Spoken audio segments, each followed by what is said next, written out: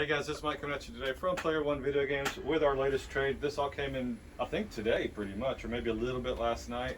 Let's start on this end over here. I'm going to end up with the Virtual Boy here. We got Andrew's childhood crush here, Selena Gomez, DSi. And we got a nice DS Lite. I like this color here. The screen looks great on that. Yeah, that's really pretty. And the 3DS XL with the C-Stick. Nice. Yeah, that's nice. I don't know why they wouldn't make two of these over here. Would have been a little bit better, wouldn't have? I don't know. And the PSP, I always wanted a dual stick so you can play first-person shooters. But still, the PSP is one of my favorite. And we got a silver cube in the box. It's not $99 dollars. It's going to be a little bit more than that. That box does not have the inserts or the cardboard, holder placements for the system and the stuff, but hey, you'll get the box with it. And we got some nice little stack of cube games there. What's your favorite in there, Castro? Ooh, between all of these, probably Animal Crossing. The Animal Crossing? Hey, I'm going to tell you what, I bought that. It was did Mario Sunshine come out before or after Animal Crossing? Anybody remember? I cannot remember, but I know really, I mean, there was a little thing, I think a lot of people had this problem with Mario Sunshine.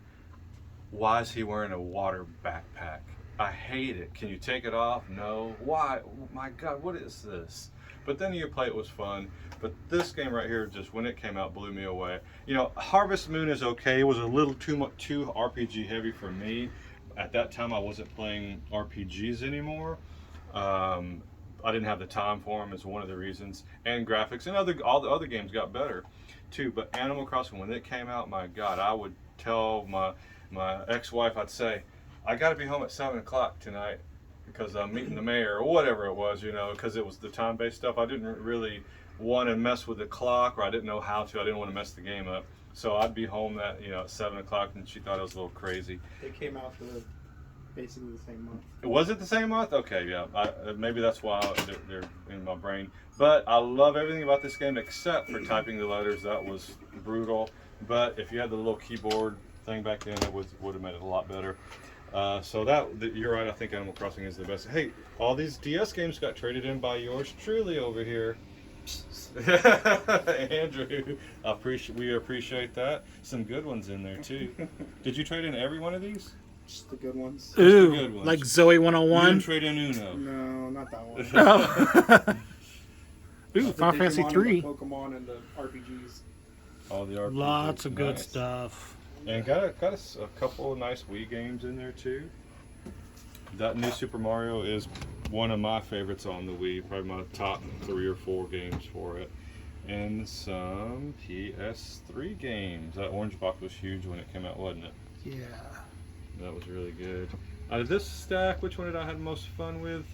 I don't know, but I love this Genesis collection. I think I have it for every system that I own. Hey, and we always feature something that's been here for a little while.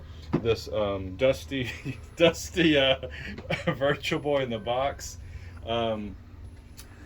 Did I buy a Virtual Boy brand new when it first came out? HE double toothpicks? No. How did I find out about it? Well, I walked into, this was cool, I'm sure I said this a couple times, over by where Sunny Ski Sports is across from Baybrick Mall, there were 2 game stores, Babbage's and Funko Land. They actually shared a wall. You could go in one door and out the other, and then you're in both of them back to back. And so Funko Land had one on the display on the counter, and they said, hey, you want to try this Virtual Boy? We got it in stock. I said, sure, great. I put my head in there and went, oh my God, this is awful. Why did I think it was awful at the time? Probably because, everything was red, of course.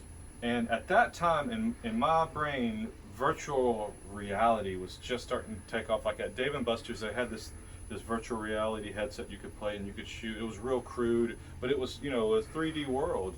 And you could walk around and it was real slow. So in my head, I was not thinking red Game Boy games is basically what it was.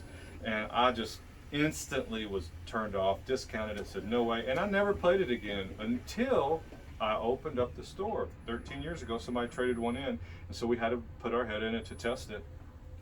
And I was like, my God, these games are really good. I'm telling you right now, Virtual Boy games play great. They're made well. It was just the timing wasn't right. I don't think it was, for whatever a million reasons when it came out. But after what, my goodness, 20 years later, I liked it. So I like most all the Virtual Boy games, but I can only play for about 15 minutes, 20 minutes. You know, Oz, our former old long-term manager employee here, we got one traded in, and he called me one day. He said, "Mike, can you come and fill in for me? I'm sick." I said, "Oh, you nauseous? Your stomach upset?" He said, "Yeah."